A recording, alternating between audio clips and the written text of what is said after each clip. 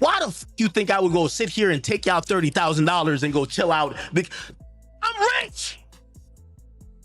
I would set it off for a little baby the next morning. You think you really hit me, bro? You swung into the car. We seen you had a couple of shots of Akademiks on the album. It was only two. One shot. I thought it was on two songs. I thought it was the song with Future. One shot. And on the Turning Point record, right? Academics, niggas think they can't get touched. Meaning somebody who be on the computer all day. Got you. It wasn't really trolling. It wasn't at him. Saying him as I never in my mind did I even think to compare y'all financially. He do all the time though. Okay. Not with you. I don't think you talking about you. Me. That's what I'm saying. Why you say me? That's all. You said your name? Yeah. The little baby thing. You know why me and him got set off wrong? I said some rumor on my stream. I said there's a rapper, his name starts with Little, that Youngboy would have collaborated with, but his friend doesn't get along with. A lot of people assume it was Lil Baby. They started taking my clip, putting it back up on YouTube, just writing out the title. Act says Youngboy won't work with Lil Baby. They got beef. Never said the name. Lil Baby heard that, hits me up in the most disrespectful way. Every time he's talking to me, he's just like mad disrespectful. He's just calling me boy. He's like, yo, you gotta know what you're doing, boy. I was just like, yo, this dude's like dumb disrespectful. You know, I hold grudges for life. Happens when the loudest voice in hip-hop media finally gets pressed in real life. For years, DJ Akademiks built his platform by talking spicy about rappers, their crews, their business, and their personal lives. From beef breakdowns to calling artists washed, he's never been shy. But in March 2025, in Miami, that internet energy allegedly followed him outside. It was supposed to be a regular night. Brand risk event, streamers, rappers, cameras everywhere. The kind of environment where hip-hop and streaming culture blend together. Akademiks leaves the club. He's in the car, security around him. Everything seems normal. Then a figure approaches the window. According to K-Rich, an affiliate of Lil Baby's 4PF camp, he didn't just approach, he connected. And he later went live claiming he smacked Akademiks and that AK ran to police right after. Bold claims, no hesitation, he sounded proud. Akademiks tells a completely different story. He says the guy swung and missed, says the driver pulled off before anything landed, says nobody touched him. 2 stories, 1 viral clip, and a culture divided. But the alleged slap wasn't even the real explosion, because now Akademiks is accusing Lil Baby's camp of setting him up. He's claiming fake peace, secret payments, and even a backdoor move involving Streamer Tail. This isn't just about one swing outside a Miami club. This is about power, influence, and what happens when internet beef crosses into real life. And trust me, this only gets deeper from here. Before this turned into a headline, most casual fans didn't even know who K-Rich was. He's not a charting rapper, he's not a major influencer. He's not the face of 4PF, but inside Lil Baby's circle, he's been around for years. K-Rich, also known online as Critch with the Cannon, built his identity as Lil Baby's photographer and day-to-day affiliate. If you've watched behind-the-scenes vlogs, tour clips, or family moments with Baby's kids, you've probably seen him in the background, camera in hand, always close, always around. That proximity matters. In hip-hop culture, being close to the boss means something. It gives you status, it gives you access, and sometimes it gives you confidence to speak louder than your title suggests. Online, Akademiks has been disrespectful toward Lil Baby's camp for a while. Not just mild criticism, we're talking name-calling. Naba Weed Roller, assistant, condom dispenser, K didn't treat K-Rich like a serious figure. He treated him like a background character. And in this culture, disrespect sticks. When K-Rich appeared on live streams after the Miami incident, he didn't look hesitant. He looked ready. He claimed he had been trying to catch Akademiks for a minute, said he showed up to events hoping AK would be there, said he pressed him face to face. That detail changes the energy. This wasn't framed as random, it was framed as intentional. Whether the slap connected or not is still debated, but K-Rich's confidence on stream did one thing for sure. It brought him out of the background and into the spotlight. And that spotlight, it's now shining directly at Lil Baby. Now here's where the story splits in two. While K-Rich was online confidently claiming he smacked Akademiks, AK came back with a completely different breakdown. And he didn't just deny it, he gave a full timeline. According to Akademiks, the night started normal. He was leaving a club after the brand risk event in Miami. He had security with him, multiple people around the vehicle. He says he was sitting inside the car when someone suddenly approached his window. That someone? Allegedly K-Rich. K claims the dude was yelling about him talking slick online about 4PF and Lil Baby. Then, according to AK, K. Rich swung into the car window, but missed. He says the driver pulled off immediately and that nothing actually connected. That's the key difference. K. Rich says he landed a clean slap. Akademiks says it was an airball. And here's the part that made things even louder. Akademiks didn't go quiet. He didn't dodge it. He went live. He explained it in detail. He said if someone actually touched him, there would be footage, there would be bruises, there would be proof.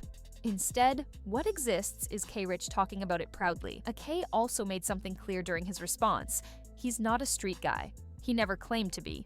He built his brand from commentary, not confrontation, but he also said if someone really touched him, he wouldn't hide it. The situation now isn't just about who's telling the truth, it's about credibility. If K. Rich exaggerated, that hurts his rep. If AK is downplaying, that hurts his. But this wasn't even the real explosion, because the bigger accusation wasn't about the swing, it was about who allegedly helped make it happen. And the slap debate was loud, but the real fire started when Akademiks said this wasn't random at all. He claimed it was a setup, and the name he brought into it shocked the streaming world: Tail.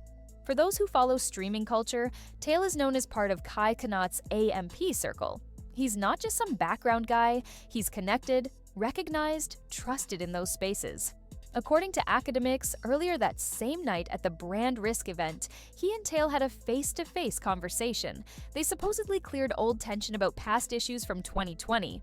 They exchanged numbers, shook hands, left it as peace. So when Tail later approached Akademiks' section at the club, security didn't see a threat. They saw a familiar face, someone who had just been cool with AK. And that's where AK says the play happened. He claims Tail walked K. Rich through the crowd, through security, right up to his vehicle.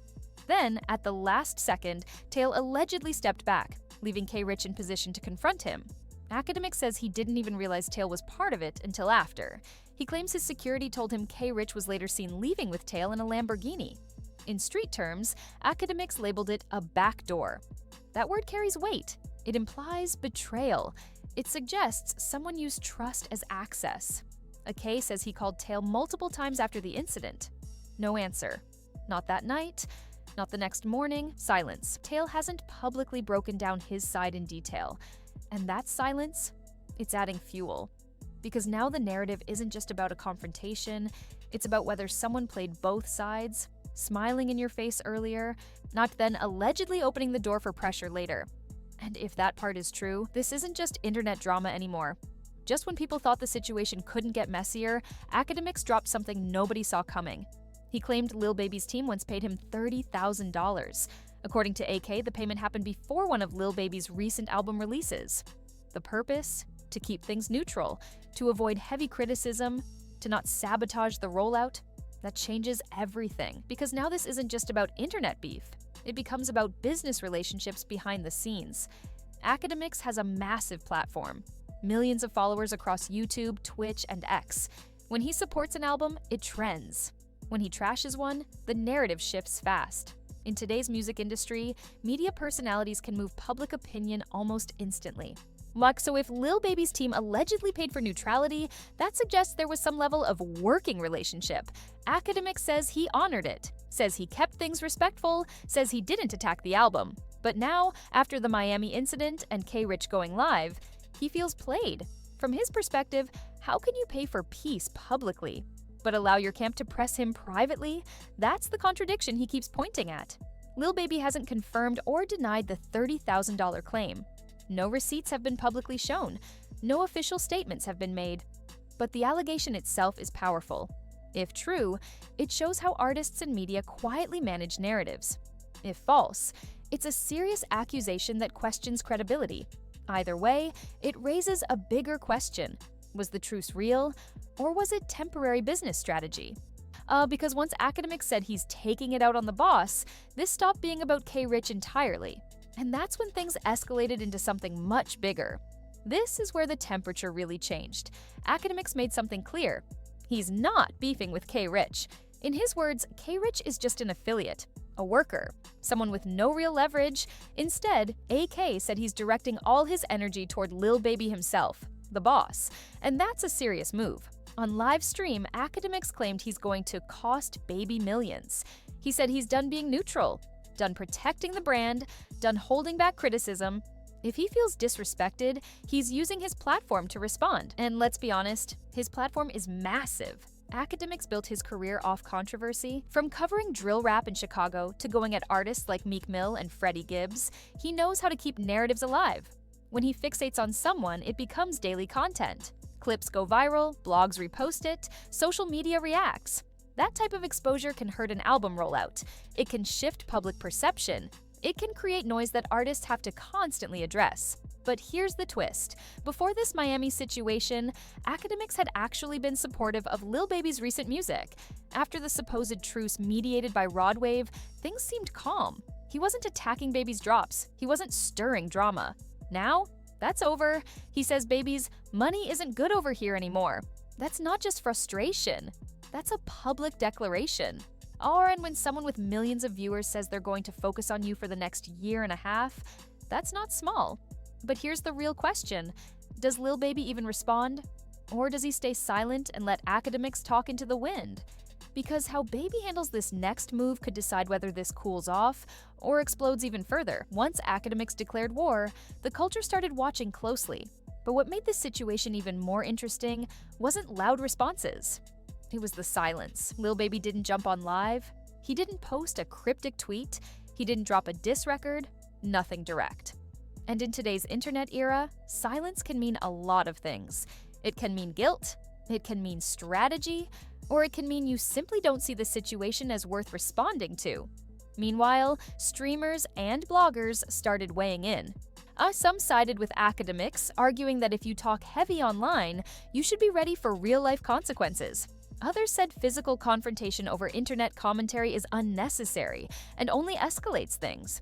A few even questioned security. How did someone get that close in the first place? Then there's the streaming angle. Tylo's name being dragged into the backdoor narrative shook parts of the streaming community. When you're part of a massive collective like AMP, your actions reflect on the brand. Even without an official statement, people were reading into every move, every live stream, every absence. But the biggest side-eye wasn't from fans. It was from the industry. Artists know Akademiks has influence. Labels know he can shape narratives. Executives understand how viral commentary can affect marketing cycles. So while nobody publicly chose sides, trust that conversations were happening behind the scenes. Because this isn't just drama, it's business. And when business and ego collide in hip-hop, it rarely stays quiet for long. Now the question becomes bigger than a slap. It's about power.